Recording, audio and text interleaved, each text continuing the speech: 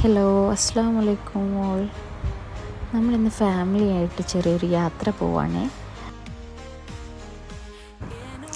പെട്ടെന്ന് തന്നെ ഉണ്ടായൊരു തീരുമാനമായതുകൊണ്ട് ലൊക്കേഷനൊന്നും നമുക്ക് പെട്ടെന്ന് സെർച്ച് ചെയ്യേണ്ടി വന്നില്ല.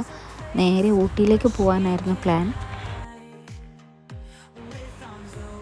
വയനാട് ചുരം കയറി ഊട്ടിയിലേക്കൊരു യാത്ര, അതായിരുന്നു നമ്മുടെ പ്ലാൻ. ക്ലൈമറ്റൊക്കെ എന്തെന്നാലും നമുക്ക് അനുകൂലമായിരുന്നു കേട്ടോ. രാവിലെ ഒരു 5-5:30 ആകുമ്പോൾ നമ്മൾ വീട്ടിൽ നിന്ന് ഇറങ്ങിയിട്ടുണ്ട് ഫാമിലിയായിട്ട്. എത്രയൊക്കെ തന്നെ ഊട്ടിയിൽ പോയാലും നമ്മുടെ ഫാമിലിയും മൊത്തം ഊട്ടിയിലേക്ക് പിന്നെയും പോകുമ്പം അതൊരു രസമുള്ള യാത്ര തന്നെയാണ്.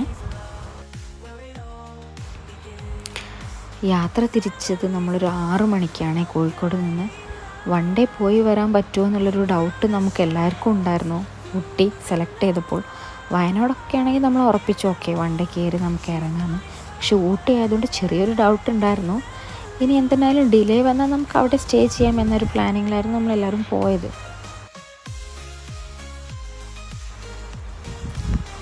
ഈ കണ്ടിന്യൂസ് ആയിട്ടുള്ള യാത്ര ഒഴിവാക്കാൻ തന്നെ വേണ്ടിയിട്ട് നമ്മൾ ഇടയ്ക്കിടയ്ക്കൊക്കെ സ്ഥലത്ത് നിർത്തി ചെറിയ ചെറിയ വെള്ളച്ചാട്ടങ്ങളൊക്കെ കണ്ട്, പിന്നെ ചെറിയ ചെറിയ സ്നാക്സ്, ഫുഡ് ഐറ്റംസ് അതെല്ലാം വാങ്ങി മെല്ലെ ആസ്വദിച്ചാട്ടോ നമ്മൾ യാത്ര പോയത്. എന്തെന്നായാലും വണ്ടിയിൽ 2 പേർക്ക് ഡ്രൈവിംഗ് അറിയുന്നതുകൊണ്ട് ഉപ്പയും ഹസ്ബൻഡും മാറി മാറി ഓടിച്ചു കേട്ടോ. അധിക സമയവും ഹസ്ബൻഡ് തന്നെയായിരുന്നു ഓടിച്ചത്. പിന്നെ നമ്മളിതാ ഏകദേശം ഊട്ടിയൊക്കെ എത്താനായി. പിന്നെ എല്ലാവർക്കും വിശന്ന് തുടങ്ങി കേട്ടോ. ടൈം ഏകദേശം ഒരു 12 മണിയൊക്കെ ആയി തുടങ്ങിയിരുന്നു. അപ്പോൾ തന്നെ ഓൾമോസ്റ്റ് എല്ലാവർക്കും വിശന്ന് തുടങ്ങി. നമ്മളൊരു നല്ലൊരു റെസ്റ്റോറൻറ്റ് നോക്കി ഊട്ടി സെൻറ്ററിൽ തന്നെ കയറി നല്ലൊരു ബിരിയാണിയൊക്കെ കഴിച്ചു.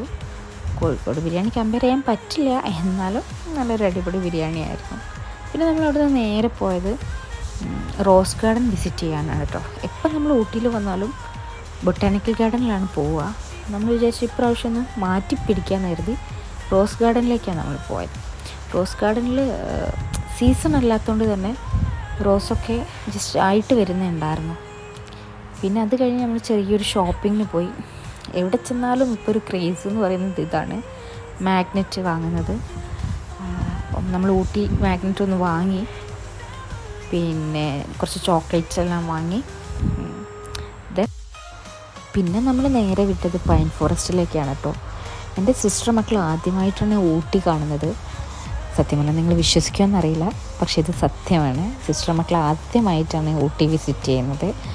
മൂത്താൾക്ക് സത്യം പറഞ്ഞാൽ 15 വയസ്സായി, പക്ഷേ ഇതുവരേക്കും ഊട്ടിയൊന്നും വന്നിട്ടില്ല.